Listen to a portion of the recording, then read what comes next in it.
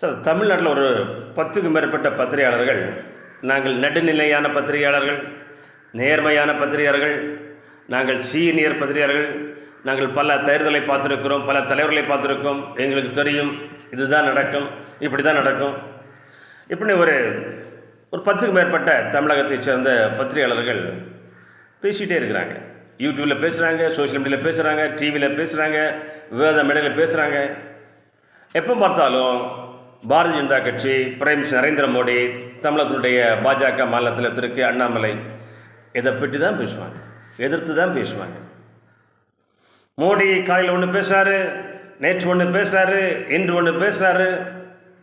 அவர் வாயில் என்ன பேசுகிறதே தெரில, டென்ஷன் ஆகுறாரு, ஒரு பதட்டம் இருக்கிறது, பாடி லாங்குவேஜ் மாறிடுச்சு, ஒரு பதட்டம் இருக்கிறது. 400 சீட்டு வரும்னு சொன்னாங்க முன்னாடி, இப்போ அது வருமா வராது தெரியாது. 100 தான் வரும், 150 தான் வரும், 200 தான் வரும், அது கூட வராது. இண்டி கூட்டணி ஸ்ட்ராங்காக இருக்குது. இண்டி கூட்டணியில் ராகுல் காந்தி, அகிலேஷ் யாதவ், இவர் மம்தா பானர்ஜி, அரவிந்த் கெஜ்ரிவால், நம்ம ஸ்டாலின், இவங்கெல்லாம் இருக்கிறாங்க. என்ன பண்ணுவாங்க? இவங்க எல்லாம் ஊழல் பேர்வழிகள். அரவிந்த் கெஜ்ரிவால் ஜெயிலுக்கு போயிருந்தார், ஊழல் பண்ணிருக்கிறாரு, மதுபான ஊழலில் ஜெயிலுக்கு போயிட்டு பெயிலில் இருந்து இப்போ ஜாமீனில் வந்திருக்கிறாரு. ஜூன் 2 மறுபடியும் உள்ள போகிறாரு. அவர் என்ன பண்ண போகிறார்? அவரோட நேர்மை இருக்குது, அவர் நம்ப முடியுமா அரவிந்த் கெஜ்ரிவாலை? அகிலேஷ் யாதவ் 10 வருஷம் ஆட்சி வரல, அவர் என்ன ஆட்சி பண்ணார்? உத்தரப்பிரதேசில் ஒன்றும் பண்ணலை, இப்போ தெருவில் நிற்கிறாரு. 10 வருஷம் ஆட்சியில் இல்லை, பொறுப்பில் இல்லை, அந்த வெறியில் என்னமோ பேசுகிறாரு. அதை சொல்கிறாங்களே அந்த பத்திரிகையாளர்கள். ராகுல் காந்தி அகிலேஷ் யாதவ் இணைந்து விட்டார்கள். இணைந்தாலும் 2019 இணைஞ்சாங்க, என்னாச்சு? ஒன்றும் ஆகலையே. மாயாவதி சேர்ந்து பண்ணாங்களே, ஒன்றும் ஆகலையே. அப்போதும் பாரதிய ஜனதா கட்சி 65 சீட்டுக்கு மேலே ஜெயிச்சாங்களே, 80 சீட்டில். ஸ்டாலின், திராவிட முன்னேற்ற கழகம், தமிழ்நாடு என்ன பண்ணுவாங்க?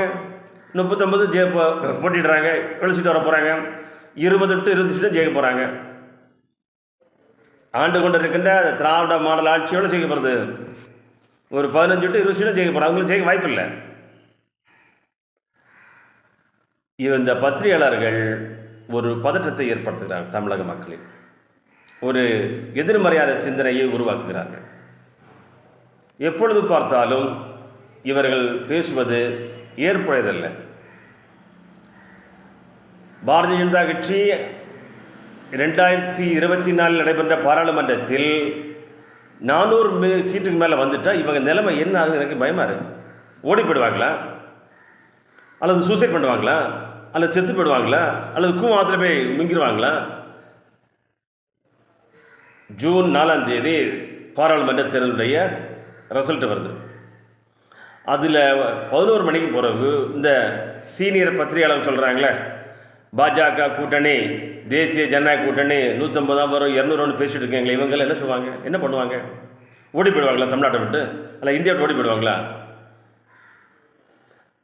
2024 பாராளுமன்றத்தில் பாரதிய ஜனதா கட்சி 400 சீட்டுக்கு மேலே ஜெயிக்க போகிறாங்க. கூட்டணியோட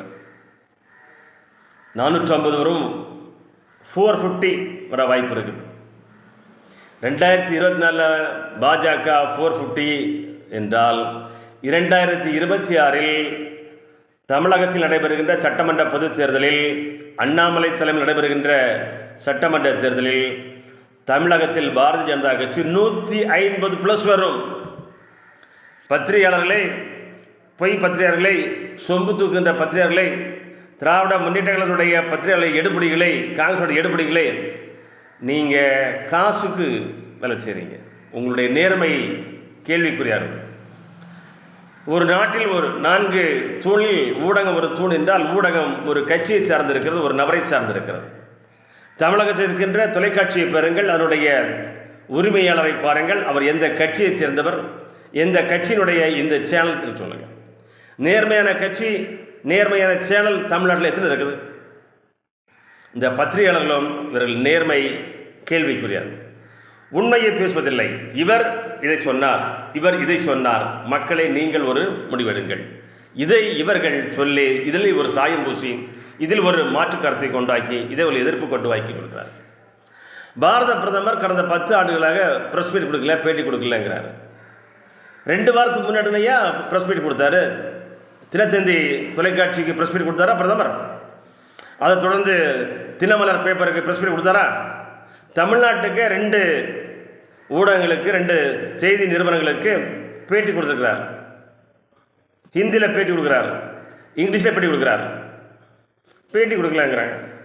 சார், தமிழகத்துடைய முதலமைச்சர் எத்தனை நாள் சார் பேட்டி கொடுத்தாரு? எதிர்கட்சியாக இருக்கும்போது தினசரி வருவார் இல்லையா? ஏன் தினசரி வரமாட்டேங்கிறார்?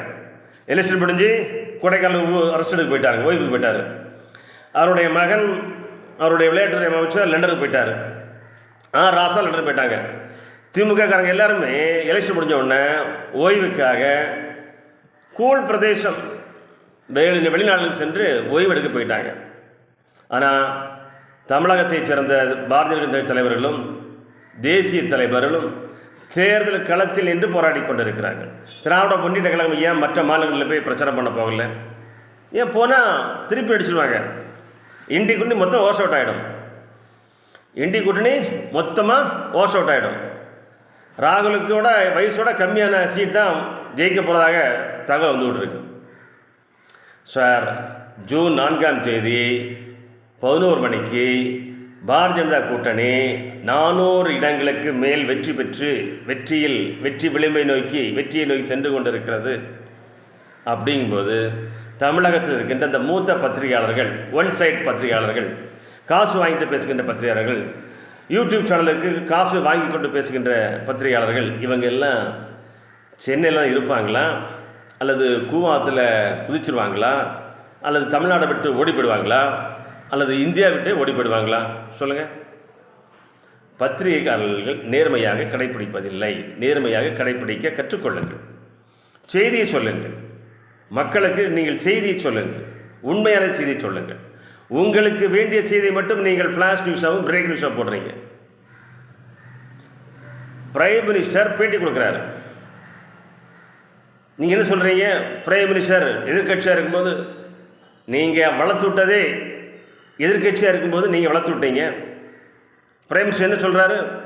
உங்களுக்கு ஏதோ ஒரு சென்டென்ஸை, ஒரு வார்த்தையை பிடிச்சிட்டு நீங்கள் போட்டு காமிக்கிறீங்க. அதை போட்டு பீம்ஸ் பண்ணுறாங்க. இப்போ ஸோ ஒரு பேட்டியிலேயோ, நீங்கள் தகவல் பேசுவதிலேயோ, ஒரு விவாதத்திலேயோ நீங்கள் முதலில் நேர்மையாக கற்றுக்கொள்ளுங்கள். எப்போ பார்த்தாலும் நீங்கள் நெகட்டிவ் பேசுகிறீங்க. இது ஏற்புடையதில்லை. கண்டிப்பாக 2024 பாராளுமன்றத்தில் ஜூன் 4 11 மணிக்கு பார்த்தீங்கன்னா ரேஷ் அப்படியோ ஏறும் பாருங்கள். 400 டச் பண்ணுற மாதிரி வரும் பாருங்கள். அப்போ உங்களுக்கு ப்ரெஷர் ஏறும் பாருங்கள்.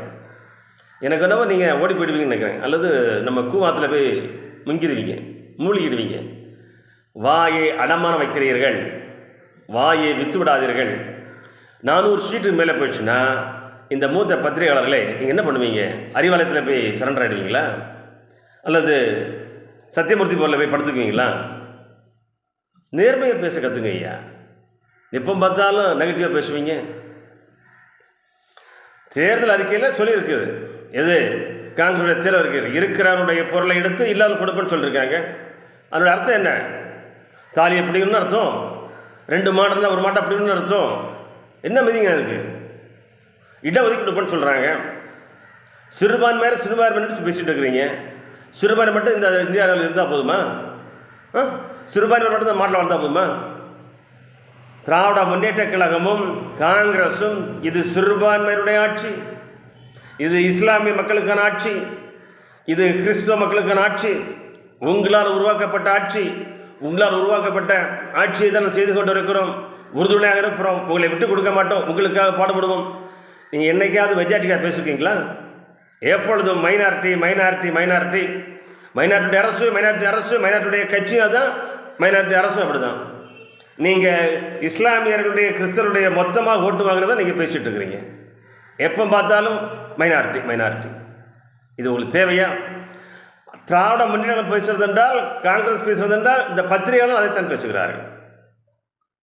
சார், பிரைம் மினிஸ்டர் 10 ஆண்டு பிரைம் மினிஸ்டராக இருக்கிற இந்தியாவில். இந்தியா வளர்ந்துருக்கா இல்லையா? நம்முடைய மாணவர்களுடைய நம்மெல்லாம் ஃபாரின் போகும்போது இந்தியனுடைய வளர்ச்சி அங்கே தெரிகிறதா இல்லையா? ரஷ்யா, அமெரிக்கா, சீனா போன்ற நாடுகள்லாம் பயப்படுதா இல்லையா? இந்தியா என்ன சொல்லுகிறது என்று சொல்லுவதை கேட்குறது இல்லையா? உக்ரைன் போரில் இந்தியனுடைய வார்த்தை, பிரைம் மினிஸ்டருடைய வார்த்தை அங்கே செல்லுபடி ஆகுதா இல்லையா?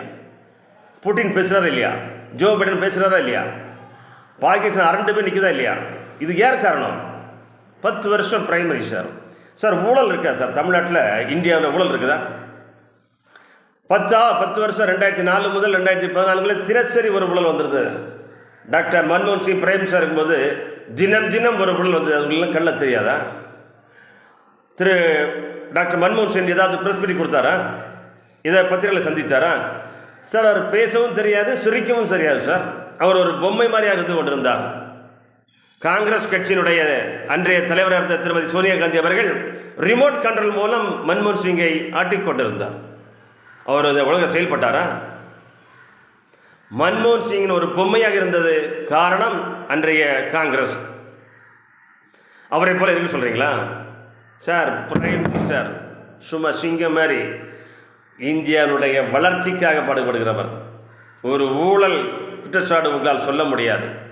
ஒரு 10 ஆண்டுகளில் பிரைம் மினிஸ்டர் மீது மட்டுமல்ல, பிரைம் மினிஸ்டருடைய இலாக்கு அவருடைய பொறுப்பில் இருக்கின்ற கேபினெட் அமைச்சர்களோ இணை அமைச்சர்களோ அல்லது தனி பொறுப்பில் இருக்கின்ற எந்த அமைச்சர் மீதும் நீங்கள் ஒரு ஊழல் குற்றச்சாட்டு சொல்ல முடியாது சார். 10 ஆண்டுகளாக கிட்டத்தட்ட 75 மினிஸ்டரை வச்சு ஆட்சி நடத்துகிறார் சார்.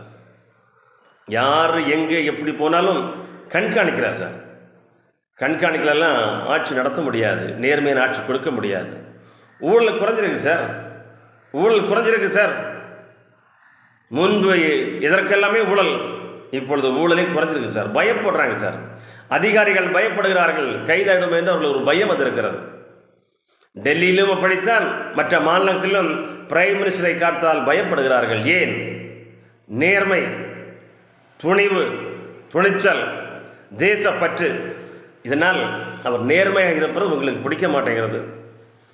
பத்திரிகையாளர்கள் எங்களை யோசிச்சு பாருங்க. 2024 பாராளுமன்ற தேர்தலில் பாரதிய ஜனதா கட்சி கூட்டணி 400 சீட்டுக்கு மேலே ஜெயிப்பாங்க. 400+, 400+. ஞாபகம் வச்சுங்க.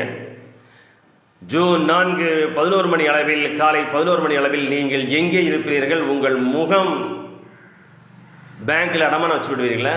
அல்லது உங்கள் வாய், வடை சுடுகின்ற வாயை விற்று விடுவீர்களா? அல்லது அடமானம் வைத்து விடுவீர்களா? அல்லது திராவிட முன்னேற்ற கழகத்தினுடைய அறிவாலயத்தில் போய் முடங்கி விடுவீர்களா? அல்லது காங்கிரஸ் கட்சியுடைய சத்தியமூர்த்தி பவனில் போய் படுத்துக் கொள்வீர்களா? மூத்த பத்திரிகைகளை நேர்மையாக, சிறப்பாக உண்மையை இந்த மக்களுக்கு சொல்லுங்கள். இல்லை என்றால் நீங்களும் திராவிட முன்னேற்ற கழகத்தை போல், காங்கிரஸை போல் இந்த தமிழகத்தை மட்டுமல்ல இந்தியாவிலிருந்து உங்களால் விரட்டி அடிக்கப்படுவீர்கள்.